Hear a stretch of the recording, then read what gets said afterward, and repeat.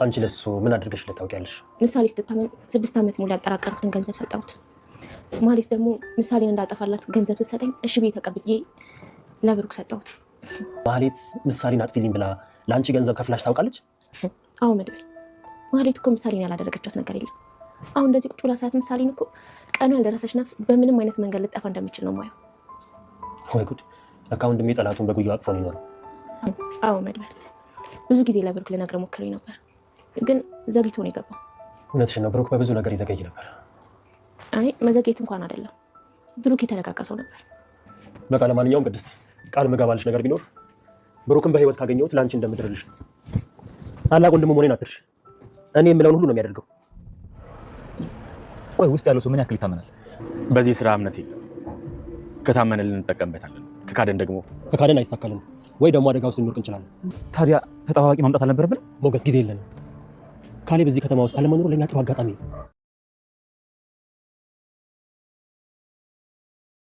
ብሩክ ከባድ ችግር ውስጥ እንደሆነ ታወቀ። ብሩክ ነፍሱ ባይወጣም ግን አሰቃይተውትና ደብድበው እንደጣሉት ታውቋል ማለት ነው። የመድብል ጓደኛ አግኝቶታል።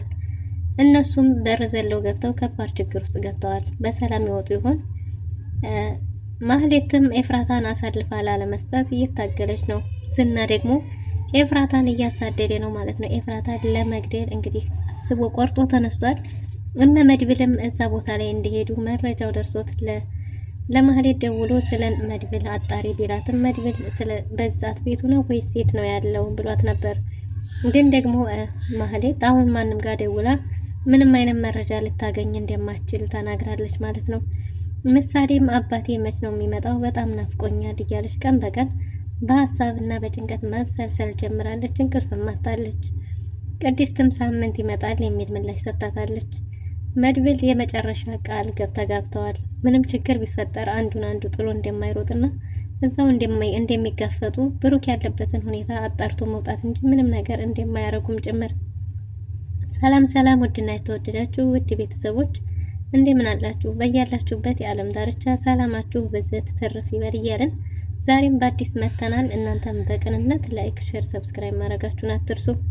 በባለፈው ክፍል እንደተመለከትነው ምሳሌ ተከታታይ ድራማ እንግዲህ የብሩክን ወንጀል የሚከታተለው የብሩክን ኬስ የያዘው ፖሊስ ደውሎ እንግዲህ ለመድብል ብሩክ ያለበትን ጥቆማ ሰጥተው ነበር።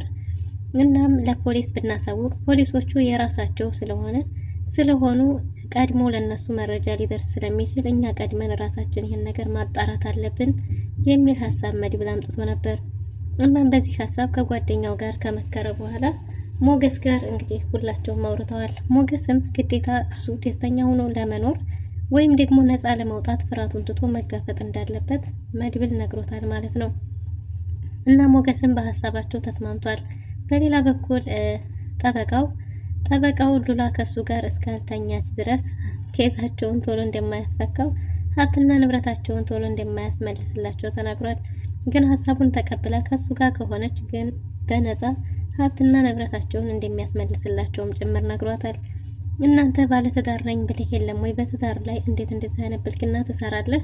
አንዲትስ ባለትዳርን ሴት እንዴት ታማግጣለህ? ብትለውም እሱም እንግዲህ ይሄ ምንም ኖርማል እንደሆነ ብዙ ሰዎች የሚያደርጉት ተግባር እንደሆነም ጭምር ተናግሯል። ቆንጆ ሚስትና ቆንጆ ልጆች እንዳለውም ጭምር በኩራት ተናግሯል ማለት ነው። እናም እባክህ አሁን ሞገስ ሳይመጣና ችግር ሳይፈጠር ከዚህ ቤት ውጣልኝ ስትለው አይ ከዚህ አልወጣም እያላት ነበር። እሷም እንግዲህ ውጭ ላይ እንደሚገናኙና በቀጠራ ሰዓትና ጊዜ እንደምትገኝ ነግራው እሺ ብሎ በሀሳቧ ተስማምቶ ከቤት ወጥቷል። ቃልሽን ካላከበርሽ ግን ብሏታል። እሷም ሞገስ ሳይመጣባት እንደምንም ጠበቃውን ሸኝታለች ማለት ነው። ሞገስም የተፈጠረውን ነገር ሁሉ ነግሯታል። ሊጋፈጧቸው እንደሆነና እንግዲህ በዚህ ሀሳብ እንደተስማማም ጭምር ለሉላ ነግሯት ሉላን ብሩክ ተገይቶ ብሩክ አንደኛ ሚዜ ሆኖ እልል ባለ ሰርግ ሊያገባት እንደሚፈልግ ጭምርም ነግሯታል ማለት ነው። እሷም ዝና ባለበት ሰርጉ ቀርቶ በቅጡ በኮነነን ብላለች ማለት ነው። ዳጣ ዝና ከተለቀቀ በኋላ ወደዛ አካባቢ መምጣት እጅግ በጣም አመራ ፈርታለች። ምክንያቱም መድብልን ዝናን ደብድበው ስለነበረ የሱን ጭካኔ ደግሞ ታቀም ስለነበር እንግዲህ እዛ አካባቢ አልመጣም ብላለች ማለት ነው።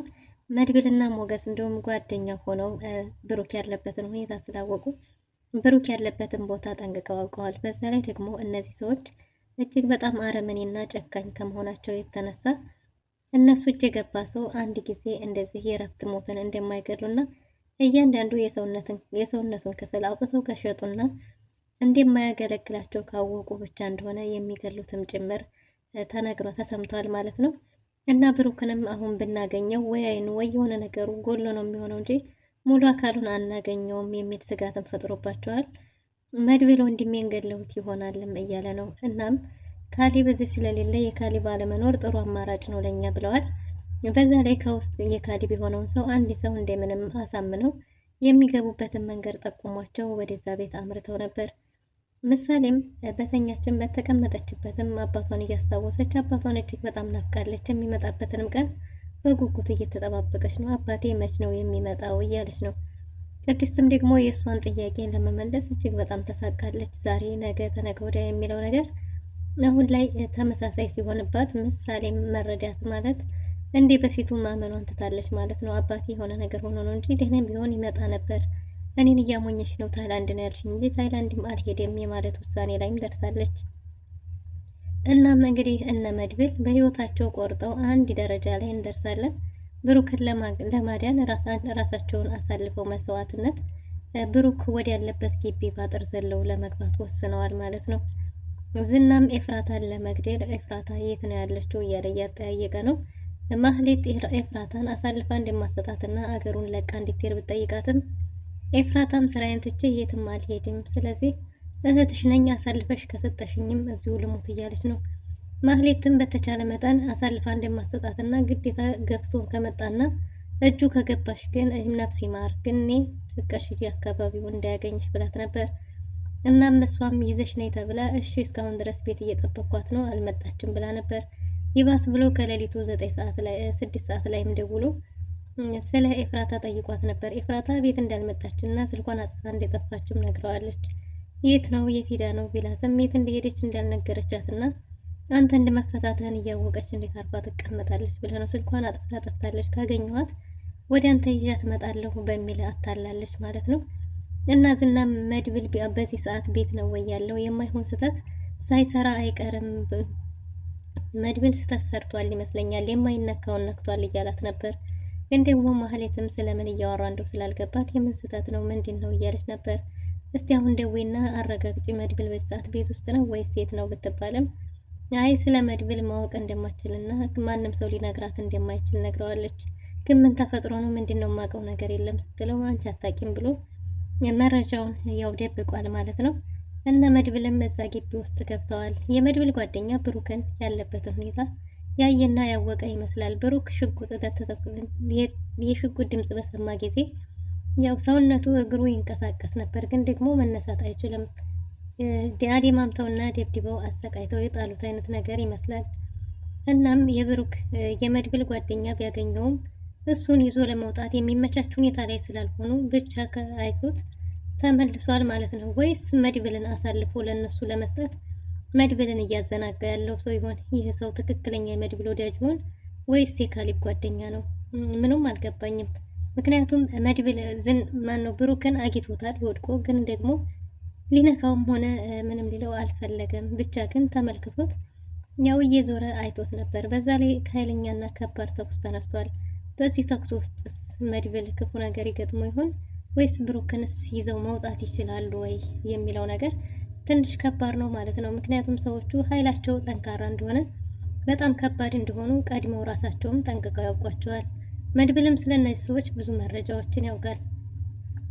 ባስ ብለው በህፃናትም እንደሚነግዱና ህፃናቶችን ፊልም እናሰራቸዋለን እያሉ እያታለሉ እየወሰዱ እንደሚሸጡ ብዙ ነገሮችን ብዙ የወንጀል ስራዎችን እንደሚያሰሩ ሁሉንም ነገር ጠንቅቀው ያውቃሉ ማለት ነው። እና በዚህ ሁኔታ ላይ እንግዲህ ምሳሌ ከወጣችበት ሰዓት ጀምሮ ካሌብ ከሀገር ወጥቷል ማለት ነው። ካሌብ ከሀገር ሲወጣ ብዙ ሰራተኞቹን አብሮ ይዞ ይሄዳል። ስለዚህ ኃይል ይቀልልናል፣ ይሄ አጋጣሚ ለኛ ጥሩ አጋጣሚ ነው በሚል ነበር ይሄን ስራ የጀመሩት። እና በዚህ ከባድ ስራ ውስጥም እንግዲህ ሉላ የሞገስ ስልክ እየሰራላት ስላልነበረ ለሞገስ በተደጋጋሚ እየደወለች ቢሆንም ሞገስ ስልክ እያነሳላት አይደለም። ሲጨንቃትም በምሽት ለዳጣ ደውላለች ማለት ነው። ለዳጣ ስትደውልላትም ዳጣ በዛ ምሽት እንደማትወጣና እሷ ወደዛ አካባቢ መሄድ እንደማትችል ተናግራለች። ግን ደግሞ ለሞገስ ስደውልለት ስልክ እያነሳ አይደለም። ለመድብል ደዌና ደህንነታቸውን አሳውቂኝ ብላት ነበር። እሷም ለኔ በዚህ ሰዓት ያነሳልኛል ወይ ካልሆነ ለአንቺ ስልክ ቁጥሩን ላክልሽ እንጂ እኔ ምን እለዋለሁኝ እንኳን ጀግና ሆኑ እያለች ነበር። ዳጣም ግን ደግሞ ለመምጣትም ሆነ አብራ ለመሆን ለመቆም እንደ በፊቱ አሁን ፈርታለች ማለት ነው። ቤተሰቦቿን ካገኘች በኋላ ዳጣ ሞትን ፈርታለች ማለት ነው። መጓጓት ለመኖር እየጓጓች ነው ያለችው። እናም ከዝና ጋር ፊት ለፊት መግጠም አልችልም፣ መሸሽ መርጫለሁ ብላለች። በዚህ ሁኔታ ላይ እንግዲህ እነ መድብልና ዝናም የሰማው መረጃ እየደረሰው ይመስላል። መድብልንስ ይዞት ይሆን? ሞገስስ? ማናቸው? ማን ላይ ችግር ይፈጠራል? ወይስ ብሩክን ማዳን ይችሉ ይሆን ወይ የሚለውን ነገር በቀጣይ ክፍል የምንመለከት ይሆናል። ለዛሬ የነበረን ቆይታ ይህን ይመስል ነበር። መልካም ጊዜ